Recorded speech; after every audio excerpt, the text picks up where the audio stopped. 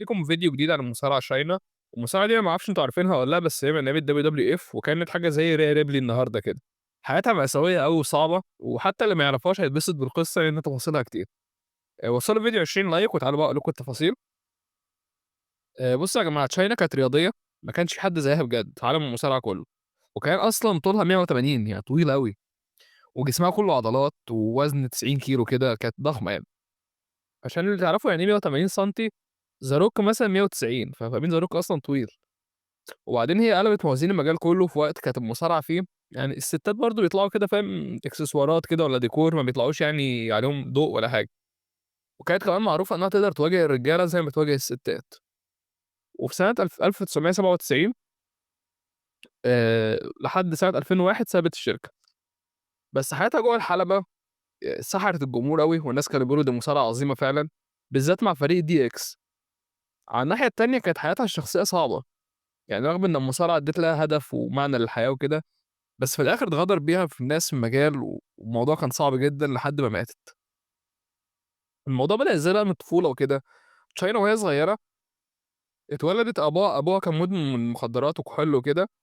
وأمها قالت إن هي بدأت تتغير من على شاينا يعني، وهي داخلة على سن المراهقة. وأنا حاولت أوديها مصحة وهي رفضت وسابت البيت وراحت لأبوها المدمن ده. وطول ما هي صغيرة وكده كانت بتعاني إن جسمها ضخم زيادة عن اللزوم، أو مثلًا تحسه جسم راجل، أطول من كتير من زمايلها ومختلف كده. كمان كانت بتلاقي صعوبة شديدة أوي عشان الناس يعرفوا يتقبّلوها. وكانت تايهة كده ومراهقة، بس كانت برضه مش عارفة تعمل إيه.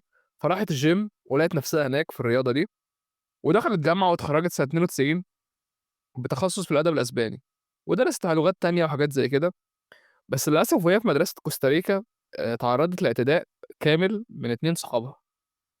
كتّفوها وكده واعتدوا عليها. والحاجة الوحيدة اللي كانت بتفرّحها وسط ده كُلّه، كان عندها حلم كده إنها تنضم للFBI، رغم إنها كانت بتكره الرجالة جدًا، وموضوع إن هم اعتدوا عليها ده زوّد كرهها أكتر. وكانت دايمًا بتفكّر في الFBI أو الشرطة الفيدرالية إنها تبقى حاجة زي حلم ليها. خلّصت الجامعة وكانت مشتتة، وكان حلمها إنها يعني تشتغل حاجة بتحبها وكده. والحاجة الوحيدة اللي كانت بتفرّحها هي التمرين الشديد في الgym وكده. وفي نُص التسعينات راحت تعيش مع أختها، وهناك قابلت جيري وبدأوا يتواعدوا. وكانوا بيروحوا زي gym كل 6 أيام في الأسبوع لغاية الفجر وكده، يقعدوا بقى يسهروا وبتاع، لحد ما بقى وزنها ب84 كيلو من العضلات الصافية. فشافت المصارعة مرّة في التلفزيون بالصدفة واتشدّت للضوء بتاعها والجمهور، وقالت ده اللي أنا عايزة أعمله وده الطريق بتاعي. فكلمت مدرب اسمه كيلر كوالسكي عشان يدربها. وقال لها تمام، بس هتاخد $2000 وكده على العملية كلها. خد $2000 على التمرين، وشاف فيها من أول لحظة قال لها أنتِ هتبقي حاجة كبيرة في العالم ده، جسمانيًا والكاريزما دي هيخلّوكِ حاجة كبيرة. ولقت أساسيات المصارعة بقى وكده، اتعلمتها بسرعة أوي، وكانت بتتدرب مع الرجالة بس. وكانت بترجع دايمًا جسمها كله مضروب طبعًا وكدمات، بس بتقول أنا ميّتة من الفرحة لإن ده الشغف بتاعي. وأول ماتش احترافي ليها كانت سنة 95، لعبت ضد راجل لابس لبس ست. وفي سنة 97 قابلت تريبل اتش وشون مايكلز، وانبهروا بيها وكده، وقالوا أنتِ جسمِك وقوتِك دول هيخلّوكِ تسرقي الأضواء كلها حتى مننا. بس فينس ماكمان قال لهم أنا مش مقتنع بيها بصراحة، وشايف إن المصارعة شغلانة رجالة، يعني الستات ليهم بيخدموا عليها وكده، بس مش محور الأحداث يعني. فبدأ خلاص تريبل اتش قال له هنخش معانا كحارس شخصي للDX. ووقع تحت ضغط تريبل وشون مايكلز، وافق وكده ماكمان، ودخلت معاه ومضت العقد. وفي خلال 24 ساعة حياتها اتغيّرت خالص، وبقت مسافرة مع الشركة طول الوقت. وهناك بدأت برضه حاجة بوّظت حياتها خالص، إنها وقعت في حُب تريبل اتش، هي وتريبل اتش ارتبطوا. والكل كان شايف قال لك دول لايقين على بعض وكده. تريبل اتش أنتم عارفين برضه هو ضخم شوية، مش رفيع يعني. وتشاينا قالت أخيرًا أنا كسِت وكده لقيت حد يحبني، وكجسمانيًا ضخمة عارفة أصارع وعارفة ألاقي هدف في حياتي. وقالت تريبل اتش ده حُب عمري كله. وأول ظهور ليها كان وهي بتهجم على مارلينا في مشهد صدم الجمهور. بس في البداية بصراحة كانوا بيتريقوا عليها بسبب شكلها الذكوري وكده، وده خلاها ما تبقاش واثقة في نفسها أوي، وبدأت تعمل عمليات تجميل عشان تبان أنثوية أكتر. ففينس ماكمان بدأ يقول لك أنا اقتنعت بالبت دي بصراحة، وكمان دي بتلاعب رجالة وبتغلبهم وكده. وبقت أول ست في التاريخ تكسب بطولة القارات سنة 99. وشهرتها وصلت للسحاب زي ما بيقولوا، وبقت واجهة للشركة بره عالم المصارعة. وكمان دخلت مرّة Royal Rumble كان فيها رجالة أصلًا، فاهمين؟ دي حاجة ما بتحصلش في team. وبعد كده وسط كل الشهرة والحاجات دي، علاقتها بTriple H اتوتّرت أوي بسبب اختلافهم على موضوع الخِلفة.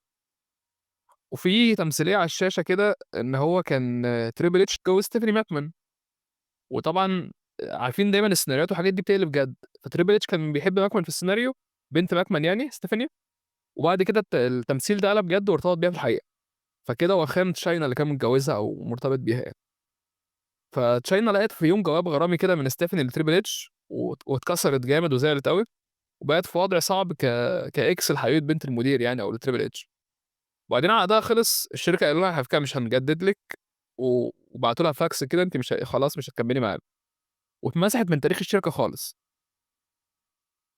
وكمان رفض طلبات فينس ماكمان بخصوص صورها، واتصوّرت في مجلة بلوبيري كده آآ أو بيل بوي خلّينا نقول، وكسبت فلوس أكتر من سنين المصارعة، ولقت نفسها واحدة تانية خالص وراحت كاليفورنيا، حاولت تمثّل بس ما نجحتش، وهي أصلًا الموضوع بدأت تشرب كتير معاها وكانت مرتبطة بإكس باك، ده مصارع على فكرة في الDX برضه، وكانوا بيدمّروا بعض، يعني كانوا حياتهم كلّها lifestyle مؤذي كده. راحت اليابان واشتغلت هناك والجمهور حبّها جدًا، بس المخدرات والحاجات دي كلّها كانت داست فيها للأسف، فاليابان مشّوها. وعملت أفلام برضه يعني مُخِلّة وكده، واتنصب عليها في الفلوس، وحياتها باظت خالص. أفلام اللي هي يعني الصناعة اللي هي الصناعة الخارجة دي يعني اللي إحنا كلنا مش بنتفرّج عليها. وبعد كده بعد ما حياة شاينا باظت، أختها حاولت تساعدها، قالت لها: "طب ما تروحي مصحة." بس قالت لها: "لأ، أنا مش عايزة ومش عايزة أعرفِك أنتِ كمان." وقطعت علاقتها بأختها.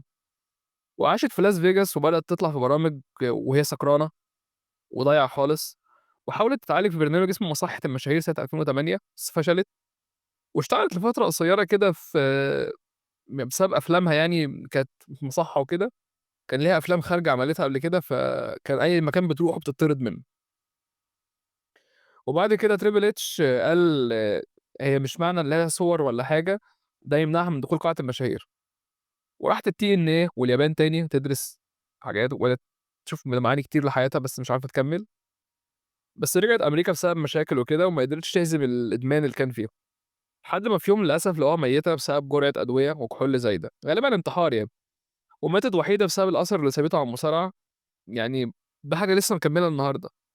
وفي 2019 الستات اتصدّروا WrestleMania لأول مرّة في التاريخ، وChyna دخلت قاعة المشاهير بعد وفاتها، بس كان خلاص للأسف الوقت مات يعني الوقت فات يعني خالص. وبعد كده وكمان هي بيقول لك لكم 10 معلومات غريبة عنها أو معلومات معيّنة يعني عنها، لإن بصراحة القصة كانت صعبة أوي وما توقعتهاش خالص تبقى كده. رغم إن Chyna كان شكلها برضه مسترجل وكده، بس هي كانت مثقفة جدًا، وكانت خريجة آداب لغة أسبانية وبتعرف تتكلم كذا لغة، 4 لغات مثلًا، وده اللي خلّاها على فكرة كان عندها حلم الFBI، بدأت تدرس لغات كتير عشان تقوي الCV بتاعها فرص التقديم يعني.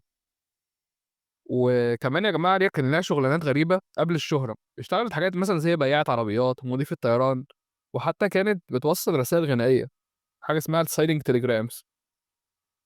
وأول ماتش لعبته زي ما قُلت لكم كانت لعبت ضد راجل كان لابس لبس ست، وعلى فكرة كان في حرب بين الاتحادات الWCW والWWE، الWCW قالوا إحنا عايزين Chyna عشان تبقى انضم لفريق الNWO وتخلّينا شكلنا قوي وكده وعنصر نسائي، وفي الآخر راحت للWWE.